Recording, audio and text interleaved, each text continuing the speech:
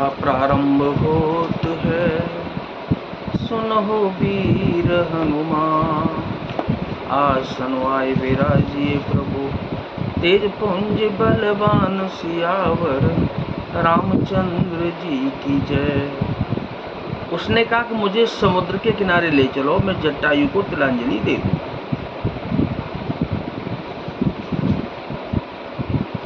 इस सेवा के बदले मैं तुम्हारी वचन से सहायता करूंगा, अर्थात सीता जी कहाँ हैं सो बतला दूंगा, जिसे तुम खोज रहे हो उसे पा जाओ। अनुज क्रिया कर सागर तीरा, कहने ज कथा सुनहु कबीरा। हम दो बंधु प्रथम तरुणाई, गगन गए रवि निकट उड़ाई। समुद्र के तीर पर छोटे भाई जटायु की क्रिया श्राद्ध आदि करके संपाति अपनी कथा कहने लगा कि हे वीर वानरों, सुनो, हम दोनों भाई उठती जवानी में एक बार आकाश में उड़कर सूर्य के निकट चले गए। तेजन सही सक सो फेरे आवा, मैं अभिमानी रवि नियरावा। जरे पंख अति तेज अपारा, पर भूम कर घोर चीकारा। वह जटायु तेज नहीं सह सका, इसे लौट आया, किंतु मैं अभिमानी था, इसलिए सूर्य के पास चला गया। अत्यंत अपार तेज से मेरे पंख जल गए, मैं बड़े जोर से चीख मारकर जमीन पर गिर पड़ा। मुनि एक नाम चंद्रमा ओही, लागी दया देख कर मोही। बहु प्रकार तेहि ज्ञान सुनावा, देह जनित अभिमान छड़ावा। वहाँ चंद्रमा नाम के एक मुनि थे। मुझे देखकर उन्हें बड़ी दया लगी। उन्होंने बहुत प्रकार से मुझे ज्ञान सुनाया और मेरे देह संबंधी अभिमान को छुड़ा दिया। त्रेता ब्रह्म मनुज तनु धरिहि, तासु नारी निश्चर पति हरिहि। तासु खोज पटये प्रभु दूता, तिन्हें मिले ते हो पुनीता। उन्होंने कहा कि त्रेता युग में साक्षात परम ब्रह्म मनुष्य शरीर धारण करेंगे, उनकी स्त्री को राक्षसों का राजा हर ले जाएगा। त्रेता युग में साक्षात परम ब्रह्म मनुष्य शरीर धारण करेंगे, उनकी स्त्री को राक्षसों का राजा हर ले जाएगा। उसकी खोज में प्रभु दूत भेजेंगे, उनसे मिलने पर तू पवित्र हो जाएगा। जमे हाहि पंख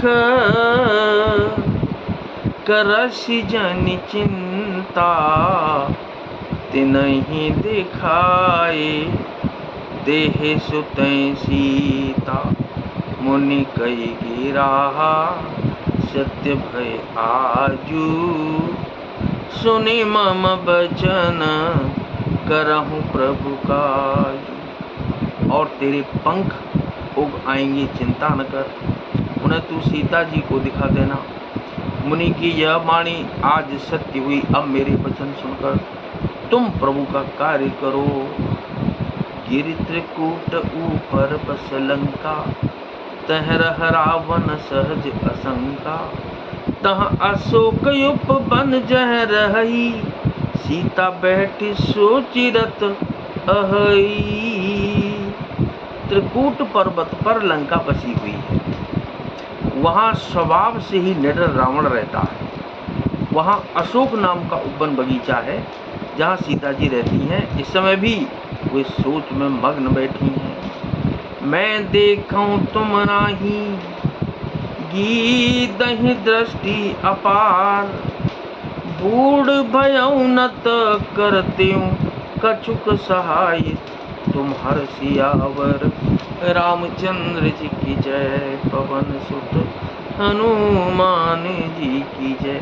मैं उन्हें देख रहा हूँ, तुम नहीं देख सकते, क्योंकि गीध की दृष्टि अपार होती है, बहुत दूर तक जाती है। क्या करूं, मैं बूढ़ा हो गया, नहीं तो तुम्हारी कुछ तो सहायता अवश्य करता। जो ना कहीं सत्य जो जन सागर, करे सो राम काज मत आगर। मोहि बिलो के दरऊ मन धीरा, राम कृपा कस भयहु शरीरा। जो 100 योजन 400 कोस समुद्र लांघ सकेगा और बुद्धि निदान होगा, वही श्री राम जी का कार्य कर सकेगा। निराश होकर घबराओ मत, मुझे देखकर मन में धीरज धरो। देखो श्री राम जी की कृपा से देखते ही देखते मेरा शरीर कैसा हो गया। बिना पांख का बेहाल था, पांख उगने से सुंदर हो गया। पापी जाकर नाम सुमिरहि, अति अपार भव सागर तरहि। जास दूत तुम तज कतराई, राम हृदय धरि करहूँ पाई।